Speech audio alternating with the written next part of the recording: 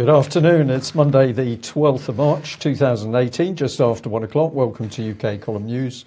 Your host today, Mike Robinson, Brian Gerrish. We're also joined by David Scott.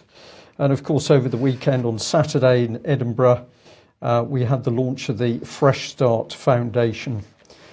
Fresh Start looking to conduct a public inquiry into child abuse in Scotland. And of course, this has become necessary because of the total lack of public confidence in the official government-run child abuse inquiry. So we'll just bring on screen the advert for that event. Here we are, the People's Inquiry into Child Sexual Abuse. I have to say, in my opinion, it was a great success, but we've got David Scott to speak to us directly about what took place. Yes, hello, thank you very much. Yes, we also were very pleased with it. We found that we finished the day better and stronger than we started it. The comments on the floor and the quality of the people who were coming along and getting involved was excellent, and it was a really first-class day and a very good start to the 36 Roadshow programme.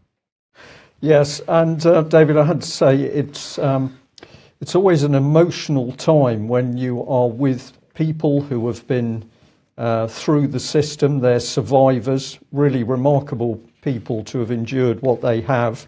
But of course, what comes forward from them very strongly is that they are still very much searching for justice, and they have little to no confidence in all of the organisations which the government would have us believe are protecting children. So whether that's the local authority or it's some of the major charities like NSPCC or Barnardo's, or some of the other organisations that are publicly funded to assist. It's really, I'll say sad, but I think a much stronger word is needed. It is very sad that we've got so many people who've been abused in the system as children, and yet they have absolutely no confidence in the government, be it in Scotland or down in Westminster, to actually take the necessary action. One of many things that I learned during the event was that there was people there who had been instrumental, they themselves had been harmed by sexual abuse, and they had been instrumental and had devoted years to working with the government to build institutions and build a mechanism by which the truth and justice and some form of remedy could be provided. And they're telling me that these institutions that they've helped build to address the problem are themselves being subverted by government, are being essentially destroyed. So yes, we're seeing people who are looking for somewhere to go. We hope we'll be able to provide a point for these people to gather together and work together and make something happen that will provide the truth and justice that we seek, and also provide a means of resisting further attacks, because the use of language, the use of policy, you in your speech mentioned policy. Where does the policy come from? The use of attacks on families, the use of attacks on children, via policy, via changes in language, via ideas being introduced that are not conducive to human thriving and to the protection of children.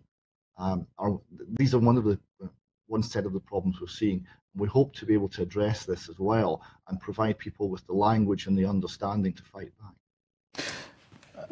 Sorry. I'll just the other point I'd like to make is, as far as I was aware, there was absolutely no attendance from so-called mainstream or indeed local press or media at that event, nor did I see any attempt at engagement by local authorities, childcare, social services themselves. So it appears that when the survivors get together to speak out on what's really happened and what they really think about the system itself runs away. They don't want to know, they don't want to publish, they don't want to broadcast that people are starting to meet in order to address this thing themselves.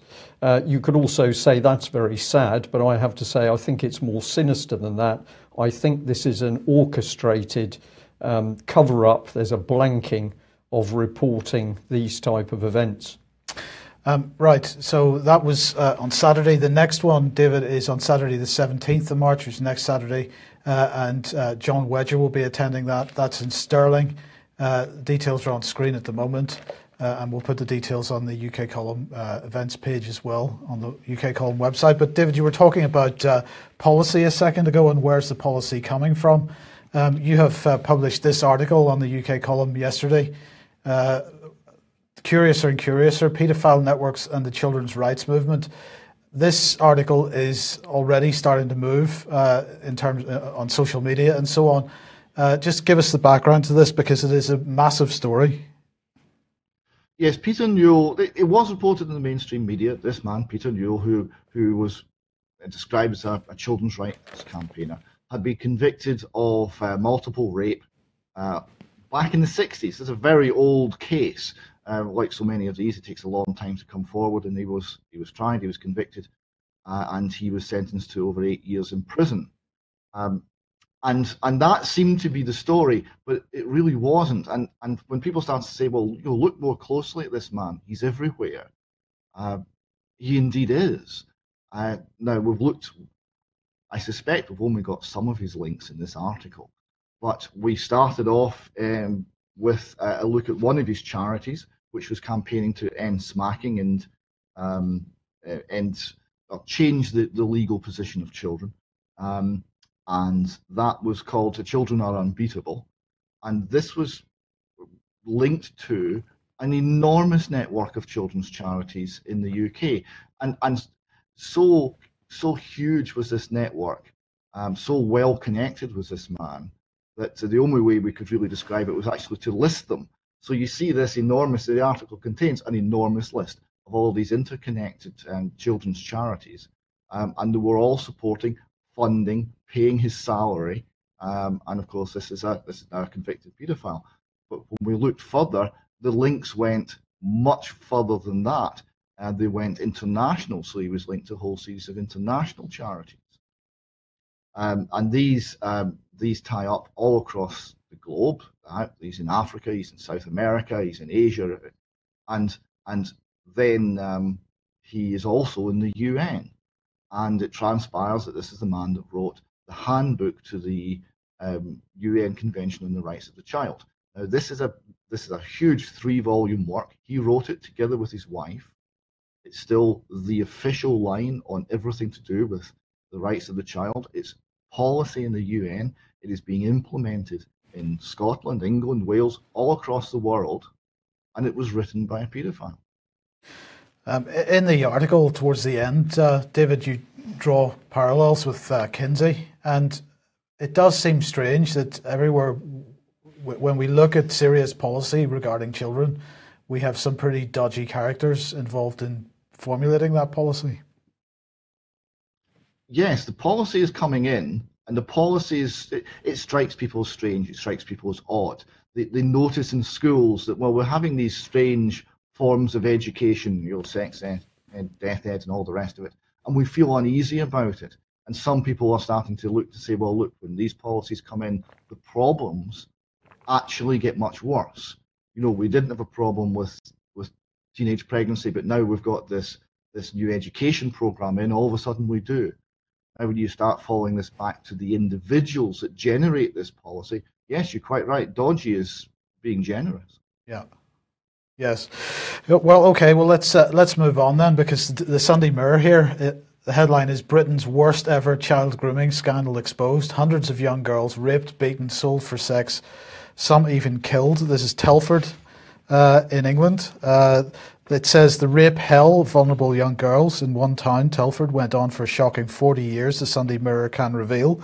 As many as 1,000 children could have suffered at the merciless hands of perverts and torturers in Telford since the 1980s. Girls as young as 11 have been lured from their families to be drugged, beaten, raped in an epidemic that, say victims, is still ongoing. 3 people were murdered, 2 others died in tragedies linked to the scandal. The Mirror's 18-month investigation reveals abuse on on unprecedented levels. We found social workers knew of the abuses in the 1990s, but police took a decade to launch a probe. Council staff viewed abused and trafficked children as prostitutes instead of victims. Authorities failed to keep details of abusers from Asian communities for fear of racism. Police failed to investigate one recent case 5 times until an MP intervened. One victim said police tried to stop her finding out why her abusers had not been prosecuted because they feared she would talk to the Sunday Mirror. And this situation seems to be running right across the UK. We've had Rotherham, we've had Rochdale, we've got Telford, we've got other examples of it as well. They say the vast majority of those, and Glasgow as well, yeah, the vast majority of those targeted were young white girls, but teenagers from the Asian community also fell victim. So again, we're going to probably head towards this narrative that it's all to do with the Asian community and Asian paedophiles targeting white girls. Of course, this is not the case. And as we've said many times, if you want to understand this and why this is going on in British towns, you need to read this series of articles on the UK column, The Common Purpose Effect. I'll just point out that when Brian interviewed Wilfred Wong about satanic ritual abuse, that Wilfred Wong had pointed out there had been 6 sets of case details that had resulted in successful prosecutions of British satanic ritual abuse perpetrators. And the first case on his list was Telford in Shropshire in 1982. And so we have all these denials everywhere we see people saying that SRA, for example, is a lie. It doesn't happen. It's not real. And yet Telford, which has been exposed as the latest one of these massive paedophile ring scandals, that was the first successful prosecution of an SRA case in the UK. Yeah, it is happening. Well, we know it's happening. The BBC has reported that the government has approved Satanism for use on board British warships. Let us not forget that. So we know that Satanism is approved by the Ministry of Defence and therefore it is approved by the British government. What the government doesn't want to declare at the moment is which individuals made that decision approving it.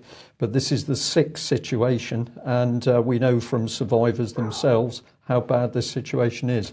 But there'll be more coming out about this over the next few days, Mike. Yes, David, any thoughts?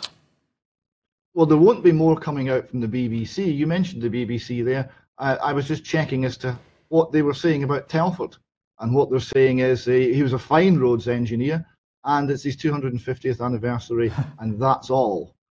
They have a complete blackout on the largest child abuse scandal ever to hit Britain. And that should tell you everything you need to know, let alone SRA. It's now 10 successfully prosecuted cases, but of course you won't find any reference to that on the BBC website. No, indeed. Okay, thank you, David. Thanks, David. Let's move on then, and we're going to move on to Global Britain. Well, the phrase Global Britain, according to the relevant select committee, the phrase Global Britain has become common parlance for the Prime Minister and ministers at home and abroad to describe the UK's changing foreign policy.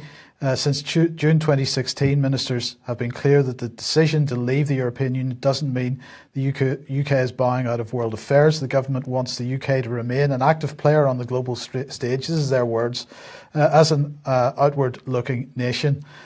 So the Foreign Affairs Select Committee has published a report which says that Global Britain has not been precisely defined by the Foreign and Commonwealth Office, and that ministers are unable to give a detailed response to what is meant by the term Global Britain in either in written or oral evidence to the committee. So on screen we've got Tom Tugendhat, who is the chair of the Foreign Affairs Committee, and he said the committee agrees that the time is right to take stock of the UK's place in the world. As we prepare to leave the EU, it is vital that we set out our stall, but to demonstrate global leadership we need a clear statement of objectives and priorities and a commitment to the sufficient resources to achieve them.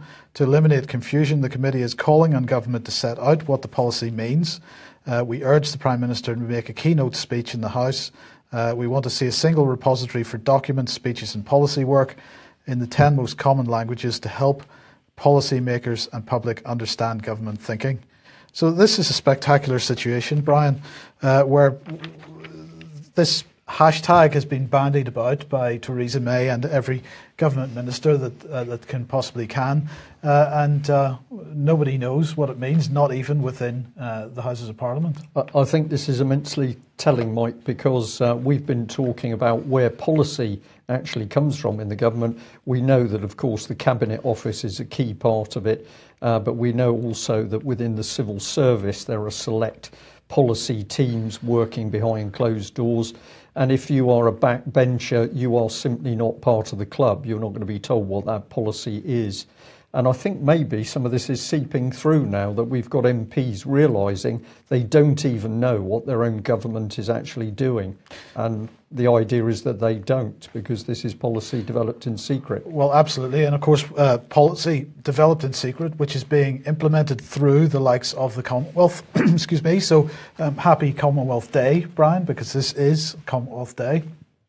And as you can see, the Commonwealth theme for 2018 is towards a common future.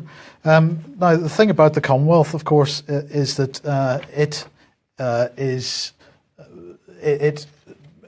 encompasses, 53 countries, a third of the planet.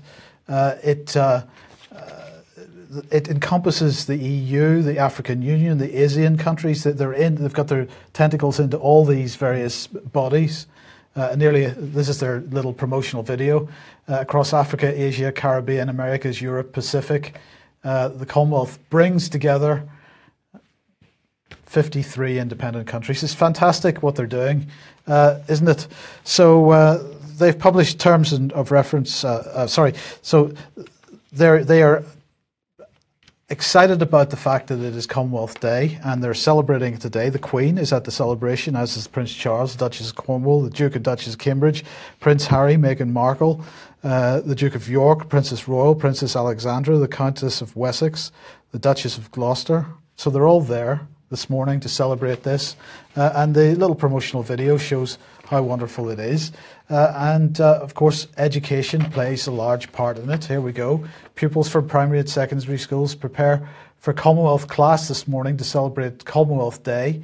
And this year's theme, Towards a Common Future. Well, I wonder, is it towards a common future or is it towards a common purpose? Because, of course, the Commonwealth is one of the sponsors of Common Purpose. And, of course, everywhere that the Commonwealth is active, Common Purpose is active. Sure to be. Absolutely. Yep. And so that's what we're looking at, the Common Purpose being drifted out across 53 independent countries. And let's remind people that, of course, what Common Purpose is doing is putting out a highly political agenda. It's so political that Common Purpose is going to tell us how to run every aspect of our lives. And, of course, Common Purpose is pushing that agenda forward with the help of a little mind manipulation with NLP being one of the key tools used. And are they targeting children? Most certainly.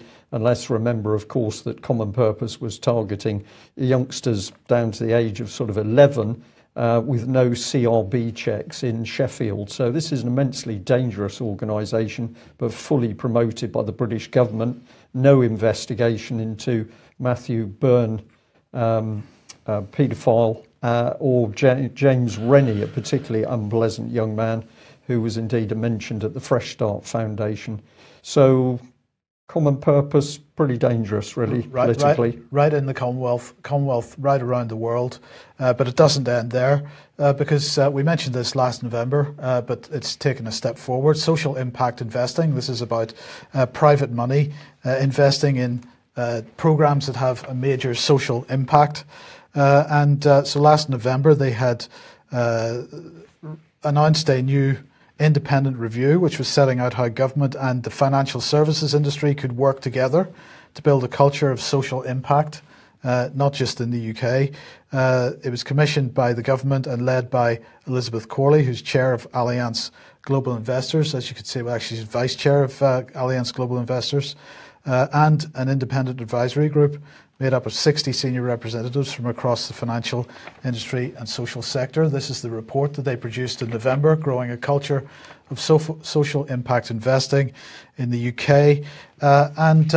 They have decided to move that forward because the Prime Minister today has launched an industry task force on social impact investing.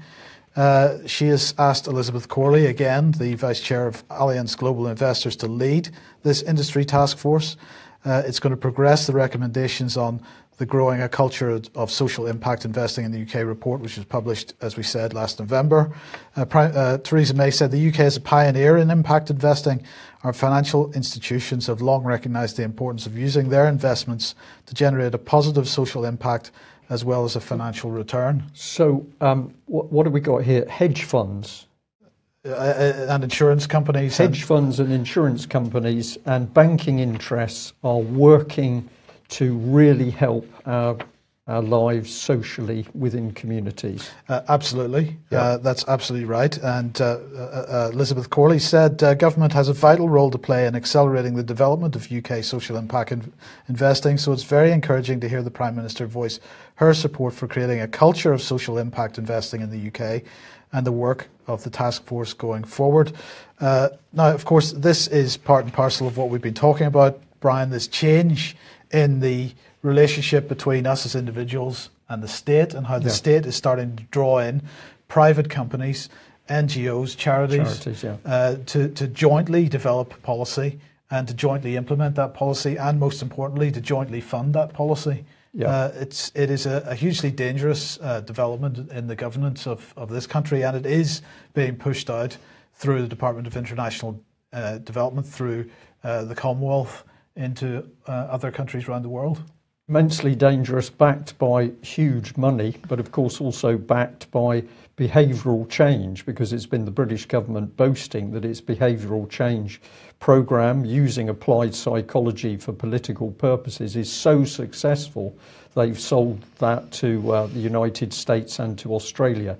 So we're changing society. Individuals don't count. It's only the third sector, as you've said, Mike, that count. This is a complete change of the constitution of the country, but not discussed with voters. Well, the government's very good at changing society. Is it good at defending the country? Well, not too sure. I'd like to remind our viewers and listeners, of course, that we should be running, hiding and telling, because that is the advice, because, well, the Russians are coming.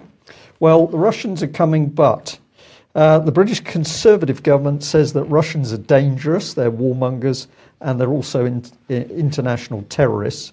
So essentially, the British government is telling us Russians are bad. Yes. Now, stay with us, because it is easy to get confused over this, but we'll try and take you through this minefield, a Russian minefield, of course. Here we are. Russians also gave $820,000 to the Conservative Party since Theresa May became Prime Minister. But Mike, these Russians are good, bad Russians. They're good, but yes. Yeah, so we don't want viewers to get confused at all. This is like the British government's policy on terrorists. If the terrorists are controlled and funded by the British government, those are good terrorists. But if they're acting against the British government, those are bad terrorists. It's exactly the same with the Russians. They're bad, except when they're supporting the British government, when they are good. Right. Okay, now we've got that weighed off. So good, bad Russians are also advising Theresa May on Britain's national security interests. So that's got to be good. Everything's okay, because the Russians also bid $30,000 for dinner with Defence Secretary Gavin Williamson. Did they get introduced to the spider? I'm not sure. So probably people think that this is all nonsense so far, but unfortunately this is reality. And by chance, I was given a copy of the Sunday Times, and here's the article: Tories break May's vow to ban Russian donors. So she was going to ban Russian donors because, of course, Russians are bad, therefore the donors are bad. But now she's decided that she quite likes the money, so they're going to keep the money, but that's from good, bad Russians. Let's have a look at that in a bit more detail. We'll take you through how the system works. So what have we got here? I might need to catch up with myself on screen. Just bear with me a moment. This is to do with age and eyesight. So the first one is Russian oligarchs and their associates have registered donations of more than $820,000 to the Conservatives since Theresa May became Prime Minister. Next we go, the Conservative Party has received more than $826,000 Russian money since 2016. The Conservative Party has received more than 3 million from Russian billionaires since 2010. Where next, Lyubov Chanukin, wife of former Putin minister, paid $160,000 to play tennis with David Cameron. Well, they call it tennis in Russia, apparently. Let's bring this one in. She also bid $30,000 to have dinner with Defence Secretary Gavin Williamson, and she also handed the party £250,950 in the year to September 2017. Let's carry on through. New Century Media, which is paid by the Kremlin for positive image reporting of Russia, donated a mere $143,000. And New Century Media also represents companies of Gerard Lopez, who also handed a mere £400,000 to the Tories. Let's follow it round. Soviet-Ukrainian Alexander Temerko donated more than $600,000, as you do. And Tories and their companies have been accused of being paid to represent alleged Russian fraudsters and organised criminals. And let's bring in the last one.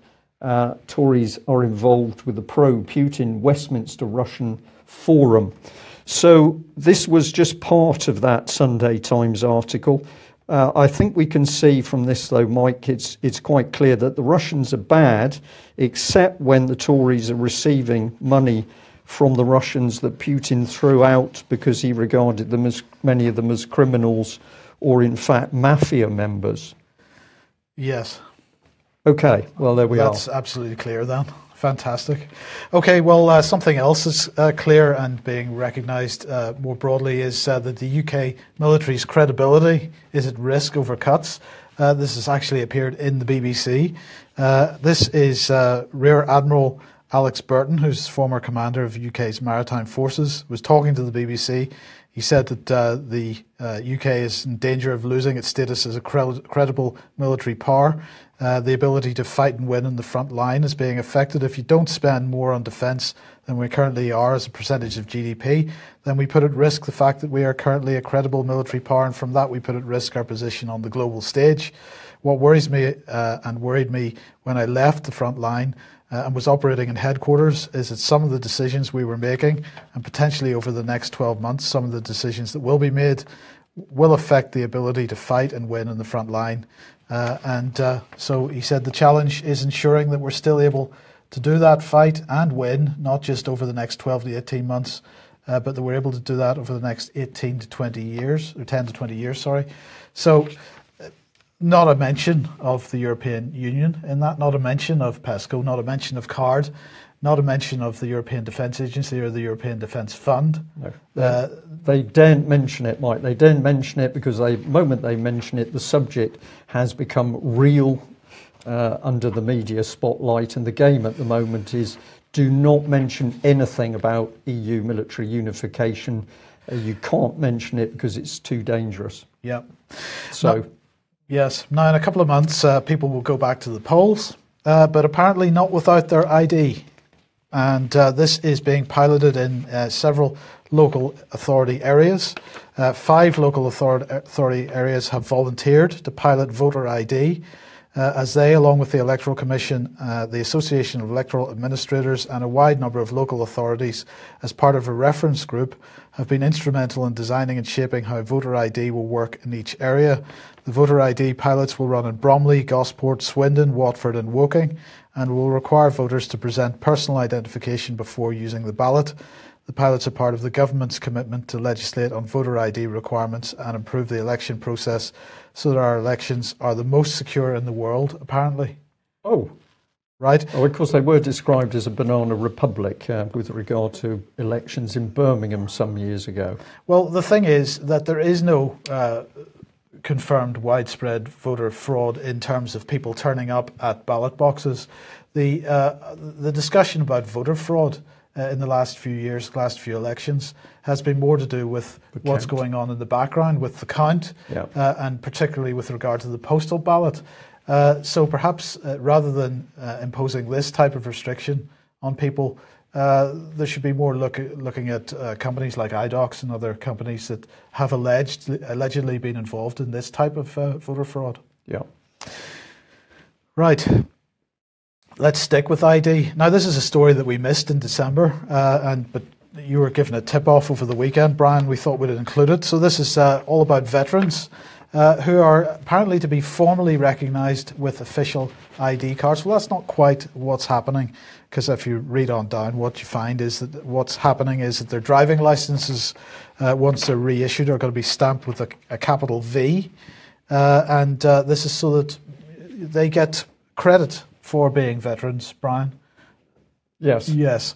Actually, we don't think that's what it's about at all. We think it's much more likely that this is about making sure that when people are stopped by the police, perhaps, or by others, that they're immediately identified as being veterans. Perhaps danger signals go up. I think that's what it's about. The government is terrified of veterans, and the reason it's terrified of veterans is that when veterans wake up to what's really going on, of course, they're capable of organising themselves and other people.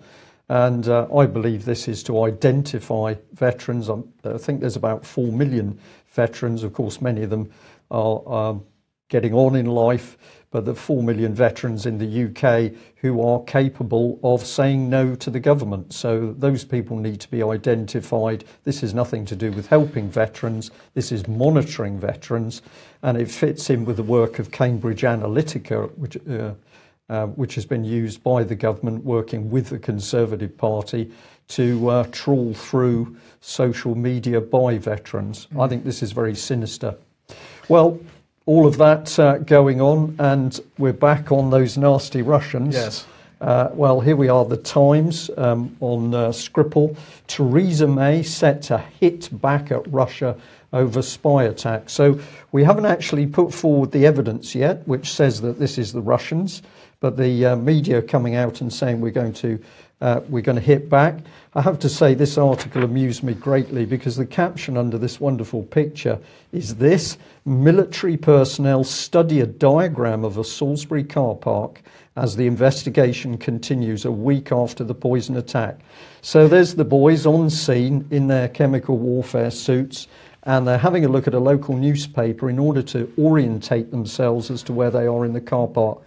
Did we leave the gear in bay C9, or was it over the other side in C25? Well, I mean, it is perfectly reasonable, Brian. You do come out of the shopping centre and quite often forget where you left the car. This is absolutely true. So what you'll have noticed by the pictures in the national media is people in CB, chemical biological warfare suits, freely mingling with other members of the security services or the police, or even some members of the public drifting by, and yet they're supposed to be dealing with nerve agents. I'm going to say this story is falling apart by the day. Here's Reuters: Britain sends specialist troops to city where Russian double agent poisoned. We haven't yet had a declaration of what the poison is, but it's pretty serious stuff because you've got to wash your clothes. I might be able to tell you what the poison is. Okay. I have it on good authority that there's a good possibility that it'll be announced imminently that the poison detected was called Novichok. And this is probably going to be, we're going to be told that only a Russian lab could have produced this stuff. It's an organophosphate. It's allegedly was produced by the Russians. In fact, it was discussed by them apparently in open literature from the 1960s to the 80s. But the point here is that really any lab or any organic chemist or any lab could make reasonable quantities of this stuff. But the implication is going to be that it could only have come from Russia. Right. Okay. Well, we'll be interested to see how this develops. Yes. So let's follow just through on that. Yeah. This was the Evening Standard, Salisbury latest. Up to 500 people told to wash possessions after Skripal poisoning. Well, of course, it wasn't just 500 people, because it was the Chief Medical Officer of England was on the news saying that people who had been near the pub or the restaurant should actually wash their clothes. This is part of that Evening Standard report. Up to 500 Salisbury pub goers and diners have been told to wash possessions. as a precaution after nerve agent traces were found. But the advice is pretty impressive. And if you think I'm being sarcastic, I am. It's nerve agent. Well, we think it is, but we don't really know yet. Right. But wash your clothes. But if they're dry clean only, put it in 2 plastic bags. So and give it to some poor dustman. So you got to throw them out then? Well, no. She just says put it in 2 plastic bags. But I can imagine the average family saying, "I'm not having that in my house. We'll put it in the dustbin." Yeah, but if you send it off to the dry cleaner, it's okay. It's in 2 plastic bags, but they have to take it out before they can dry clean it. Well, right? This is why we're in La La Land, Mike. We are supposed to be believing that this is a nerve agent so toxic that any person touching the victim, touching part of the substance, would also be severely contaminated. This is the stuff which kills people in seconds. We have supposedly the situation where Britain's military and the specialist chemical and biological protection teams don't know what this substance is, but it's a nerve agent. So that would mean it's a new nerve agent that we don't know anything about. So we ought to be really worried here, because we've learnt in a few days that our military is so incompetent that when a nerve agent appears, they don't really know what it is, and their advice is telling people to wash their clothes. This could have come out of a cartoon, Mike, if the whole thing wasn't so serious. Well, indeed, and let's just see how cartoonish it becomes, because, of course, the Telegraph last week hinted at perhaps there being a connection with Christopher Steele. And we seem to know a bit more about that connection now, because Skripal's former MI6 handler was somebody called Pablo Miller, who also lives in Salisbury. They were still meeting, even though he's supposed to be an ex-spy. They were still meeting on a regular basis. And he also works, Pablo Miller also works with Christopher Steele's company Orbis. And, of course, they were involved in the preparation of the Trump dossier. And so the question in my mind is, are they going to attempt to say, well, this is Russia trying to shut down the Russiagate? I think it's much more likely. The fact is that the Russiagate investigation has completely collapsed. Christopher Steele is being exposed for what he is, has been exposed for what he is. So has Orbis, and so has the other players in this. And perhaps somebody's been trying to tie up some loose ends. Yeah. But I don't think it was the Russians. I don't think it was the Russians either. We'll see how this one develops, but at the moment, until there's actual evidence of what substance was used, you can't get to grips with the story. And I suspect that's why at the moment that the British government is umming and erring over what actually took place, or what it claims it took place. Yes. Now, Saturday saw the end of the state visit to the UK from the Saudi Crown Prince.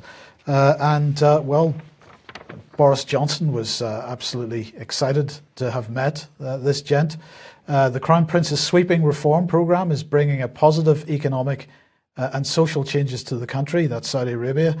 These reforms are hugely beneficial to Saudi Arabia, and as we've seen this week with Saudi Arabia's pledge to bring £65 billion to the UK over the next 10 years. So actually Boris doesn't care too much about whatever's going on in Saudi Arabia. He only cares about the £65 billion that's coming. Announced over the weekend then in The Guardian here, UK moves closer to signing Typhoon Jet deal with Saudi Arabia. They unfortunately had to divulge or remind everybody of what happened in the past with Saudi Arabia. They said arms sales to Saudi Arabia have been dogged by scandal since allegations of illicit payments to land the Al Yamama contract, Britain's biggest arms deal worth £43 billion, surfaced after it was sealed in 1985. They unfortunately had to mention that Tony Blair was involved in that and had stopped the Serious Fraud Office investigation into that deal after the Saudis threatened to stop sharing intelligence on terrorism, allegedly. They didn't mention, of course, that the Al Yamama deal had produced a $100 billion slush fund, as it's been described, which helped create Al-Qaeda in the first place. So there you go. That didn't quite go that far. But in the meantime, Press TV, and Fars here, highlighting what Press TV's investigation, has made the point that American weapons constitute 61% of imports into Saudi Arabia. British weapons, 23% of arms imports into Saudi Arabia. And this is a report entitled Asia and the Middle East Lead Rising Trend. In arms imports, US exports grow significantly. And they say the US and European states remain the main arms exporters to the region and supplied over 98% of weapons imported by Saudi Arabia. So I saw this tweet last week and I just wanted to highlight it and just put this into a little bit of context. Because on here we've got, the caption, the tweet says, "Amazing photo says it all. A $100,000 American missile launched by a $20 million plane that flies at the cost of $6,000 an hour to kill people who live on less than $1 a day in Yemen." Yeah, that really says it all. This is the people that we're doing business with. And it's horrific, Mike, isn't it? When you really start to pull this apart, it's horrific. And of course, Theresa May absolutely defending her relationship with Saudi Arabia. Yes. Red carpet. Okay, few advertisements just briefly. Media on Trial, don't forget that, in Leeds, 27th of May. Go to mediaontrial.uk for more information on that one. AV9, 4th to the 7th of May. Brian will be speaking at that conference. Alex Thompson will be there speaking as well. That's in the Horwood House Hotel near Milton Keynes. You can get more details at alternativeview.co.uk. And also our NHS conference, Dying for Good Health, taking place in the Albert Hall in Nottingham on the 12th of May. If you want tickets for that, go to the UK Column website and there's a link there, as you can see on screen, to get tickets for that. Excellent. And we will be revealing speakers shortly. There's still some work to be done, but we can assure people that we have some really exciting individuals presenting at that conference. So this is people you haven't seen before. People you have not seen before, but people deeply concerned about what's happening with the NHS and desperate to get out the truth about what the government is doing to privatise the NHS. Well, on that subject, thank you to the viewer who sent Cornwall live information through to us today. Killer flu outbreak could start tomorrow and we're not prepared. It said this winter has been one of the worst for flu as various strains, including Aussie flu, have claimed the lives of 215 people in the UK. Took one section of the report. According to the Daily Mirror, the outbreak could be as deadly as the Spanish flu pandemic in 1912 that killed 5 times as many people as died in the First World War and twice as many as in the Black Death. So this is all about fear, Mike. This is fear, fear, fear. And when you get into this article, this little embedded video is there, which I took some screenshots from. What is flu? It's a common infectious viral illness spread by coughs and diseases. Coughs and sneezes? Yes. Sorry, coughs and sneezes. Sneezes spread diseases. That's part of the NHS mantra, which has been drilled into my head. So where do we go next? The symptoms usually develop over 1 to 3 days. These can often come on suddenly, include fever and chills. And this is a key bit here because it says it usually clears up within a week and symptoms can be treated at home with lots of rest, water and paracetamol. Okay? Good. Okay, but no, because what this video is really about is an advert for vaccinations. You should have you should have the flu jab if you're over 65, pregnant, suffering with other medical conditions. What does it also say? It says this. It says you should have the jab if you're living in a residential care home. If you're receiving carer's allowance, you should have the jab. Oh, really? I thought you'd find that interesting.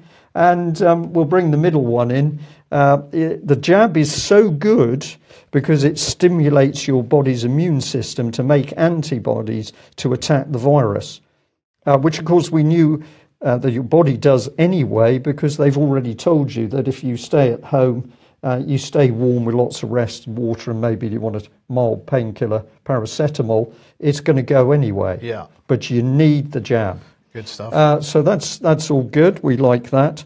Now, where's all this advice come from? Well, it's not for the video, but the article itself is this gentleman, Jonathan D. Quick, chairman of the Global Health Council. He says, with disrupted supply of food and medicines and without enough survivors to run computer or energy systems, the global economy would collapse, Mike. Oh. It would collapse. Starvation and looting could lay waste to parts of the world. It's a disaster movie night. Yet it is waiting to come true thanks to influenza, the most diabolical viral killer known to humankind. Right. Apart from if you stay home and keep warm and take rest, lots to drink and paracetamol. But you get where this man's coming from? It's quite incredible. The conditions are right. It could happen tomorrow. The good news is that there is much we can do to prevent this. The bad news is that much of it is not being done. We're just as vulnerable now as we were 100 years ago. Well, this is surprising because this man works with the Global Health Council. And if you look at the Global Health Council, it says that they've been active since 1972 to stop the risk of this sort of thing. Oh. So they haven't achieved very much, Mike. So it would seem. No.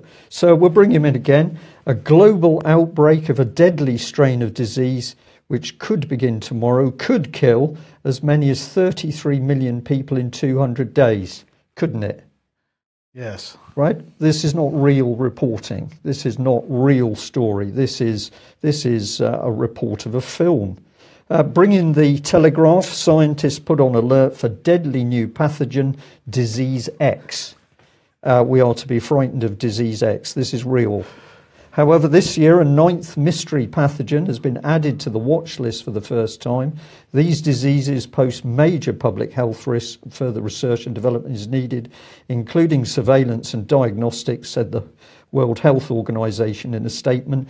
Disease X represents the knowledge that a serious international epidemic could be caused by a pathogen currently unknown to cause human disease.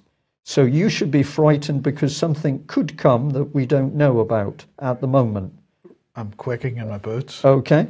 And here's the WHO watch list, and you'll see at the end of those bullet points is Disease X. What is Disease X? Well, we don't know, but we are to be very frightened about it. So I'll put an arrow in there, Disease X.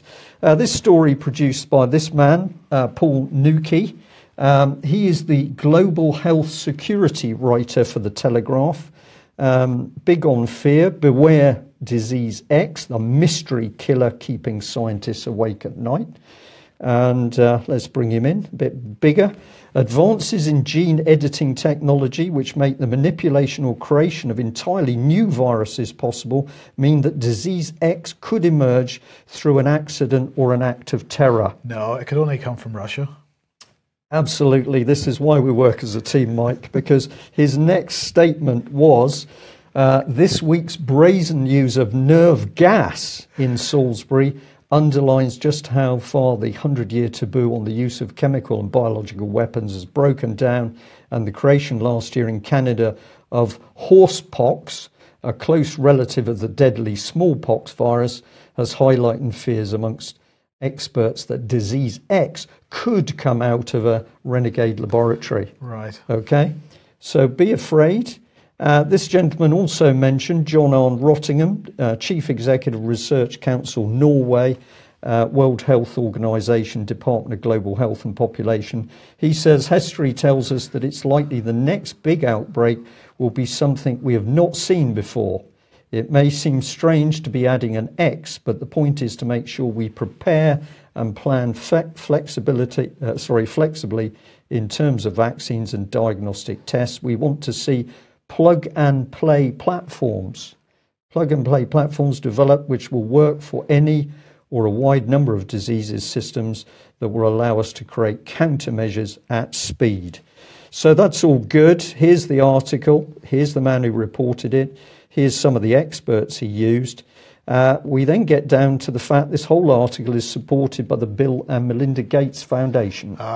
It's sponsored then? It's sponsored. And if you press that little underlined bit, find out more, you get taken to this. And what is this? Our global health security coverage is partly funded by the Bill and Melinda Gates Foundation. This support comes without strings, and we retain full editorial control over all the content we publish. So basically, if you buy the Telegraph, what you're actually getting is Bill and Melinda Gates policy. And what are they doing? Well, I'll say what I think they are doing is they're helping some very big pharmaceutical companies make billions out of selling vaccines. Yes. There we have it. That's the state of news and media in the so-called mainstream in UK. If you want more detailed analysis and the facts, stay with UK Column.